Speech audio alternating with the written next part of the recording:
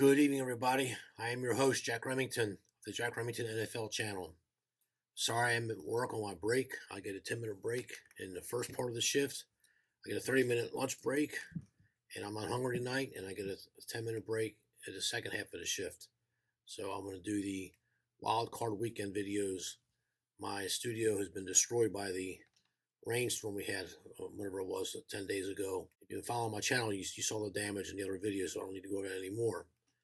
So the very first game we have, the Cincinnati Bengals are hosting, I keep saying Oakland Raiders, but they're the Las Vegas Raiders.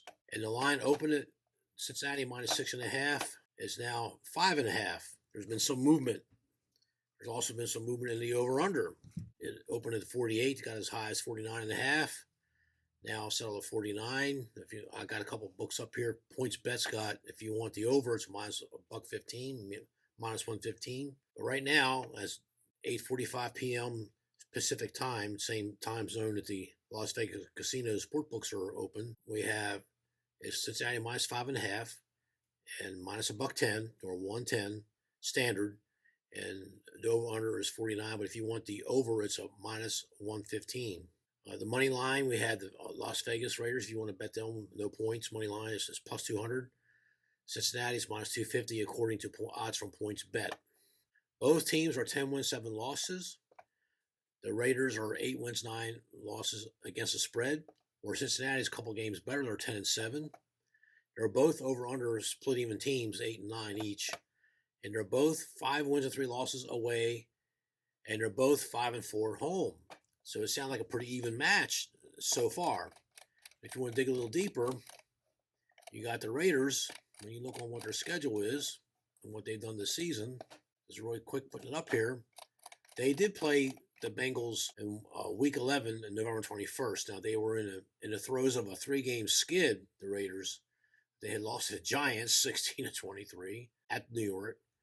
They were looking ahead to Kansas City, and Kansas City trounces them 41-14 at Las Vegas. And then the Bengals followed them and beat them 32-13, almost the same score as what Kansas City did. Didn't look all that hot.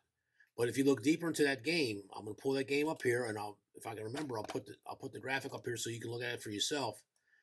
This game was 16-13 with 9 minutes left in the game. The Raiders were in this game, but the wheels fell off in the second half of the fourth quarter, where the Bengals got a couple touchdowns and they kicked a field goal with a minute left to ice it up. They conceivably were just 16 points down and could have come back, and they picked their car off and they had a fumble in the fourth quarter. What hurt the Raiders was 7 penalties for 77 yards. The Bengals had 1 penalty for 5 yards. That was it. A well-disciplined team. They both lost 1 fumble, and they both had 1 interception, so the turnovers was dead even. The Raiders actually outsacked the Bengals 3-2.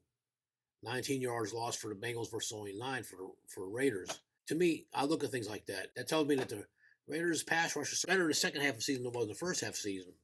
Although I got to say, when John Gruden got them their first 3 wins, they were the top-ranked offensive team in the NFL at that time. But it was 23 first downs for the Bengals versus only 13 for Las Vegas. I mean, the wheels came off.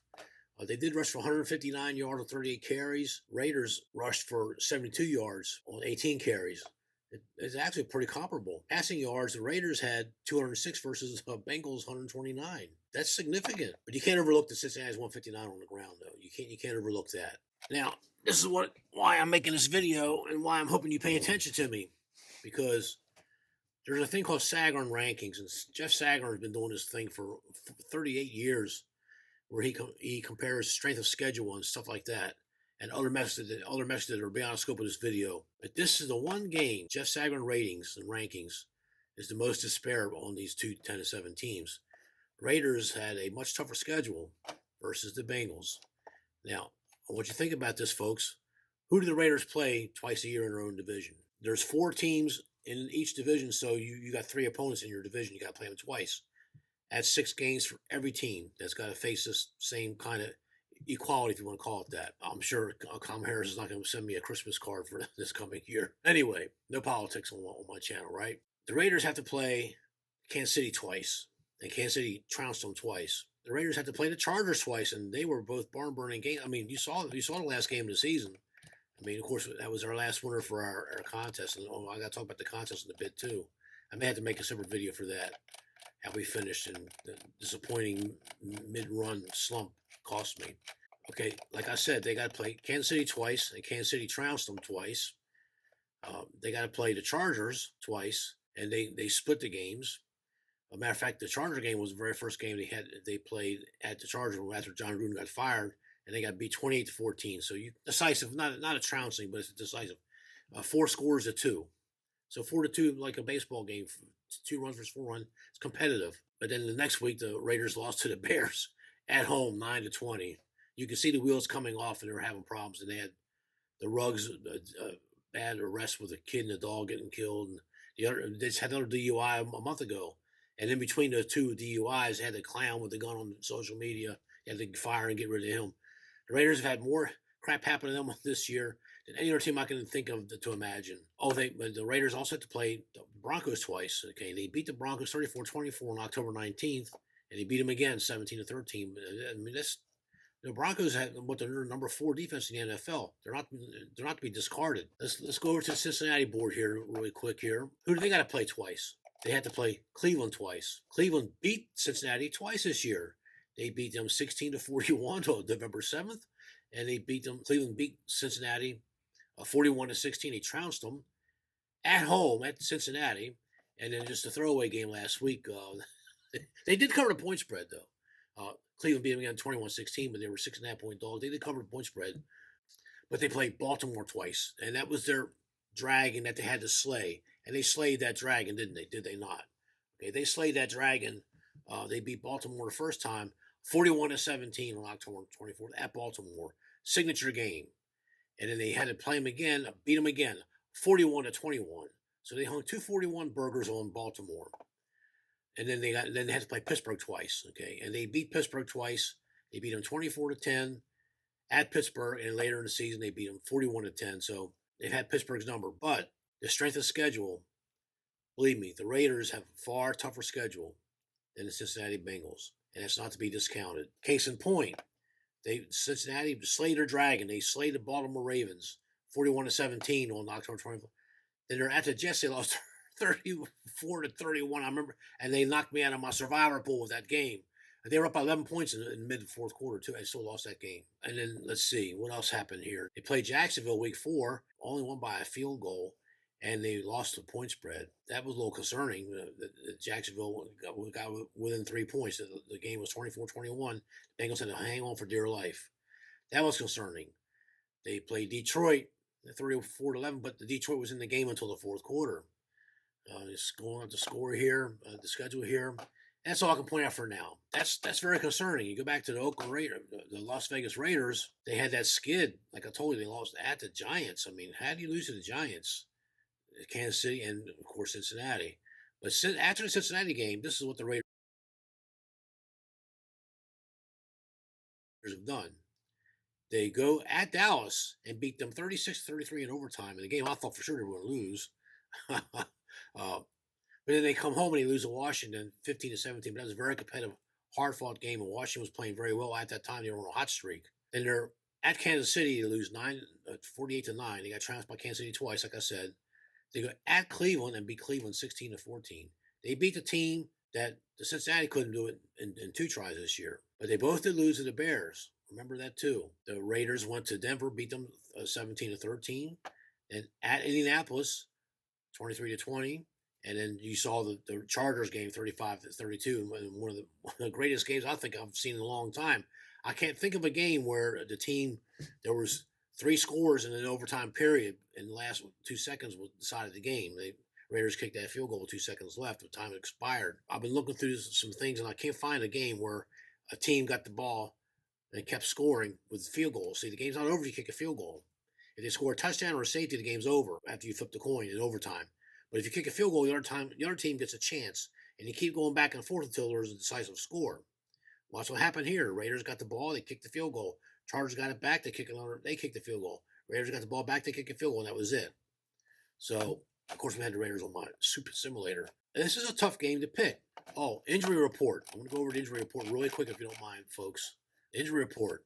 They're both a mile long. Matter of fact, the Bengals got 2 more players on the injury report than what the Raiders do. The eyeball test when looking at this injury report, I see Joe Burrow is on the injury report.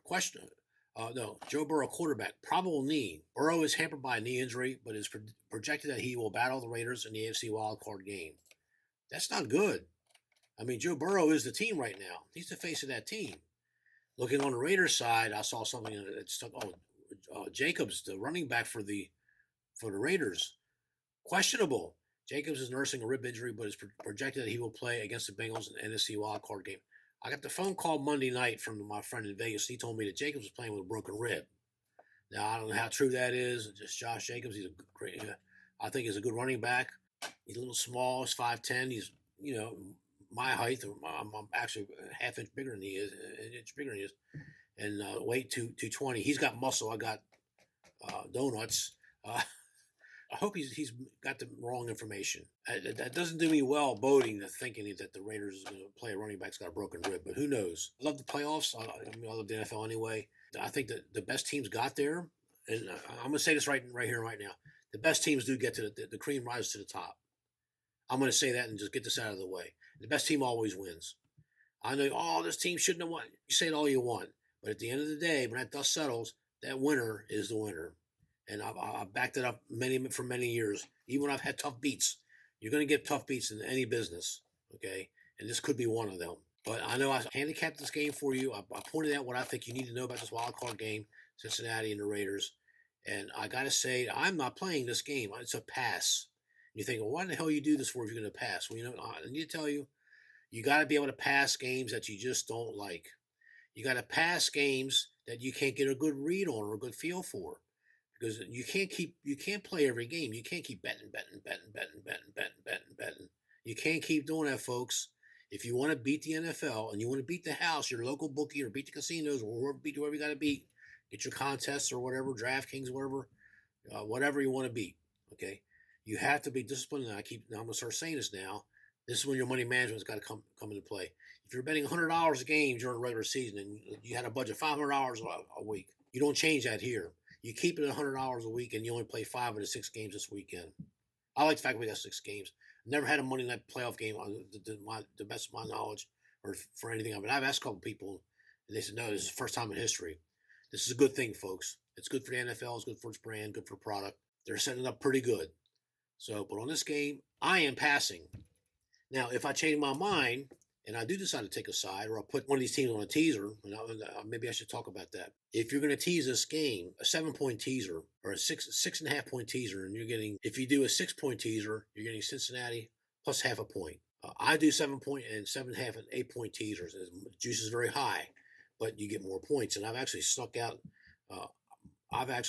more money that way. But I'm very cautious with my teasers.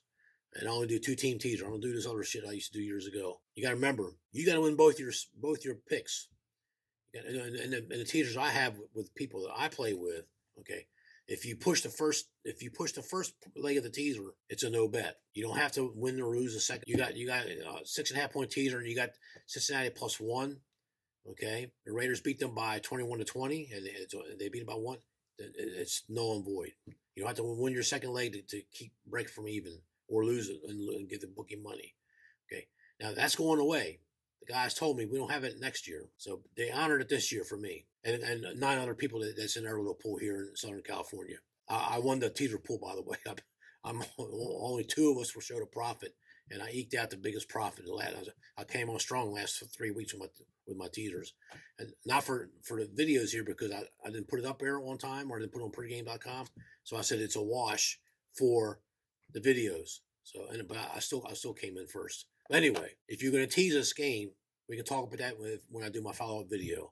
I'm the kind of guy that I would really take a hard look at teasing the Raiders. Of course, the time to do it was when the line first came out 6.5, and you do a 7.5 point teaser. Next thing you know, you got the Raiders plus 14 points. It's pretty strong. Cincinnati can score points. If they get hot, if the wheels come off again, you'll lose that teaser. You'll lose the bet because Cincinnati will roll this team up.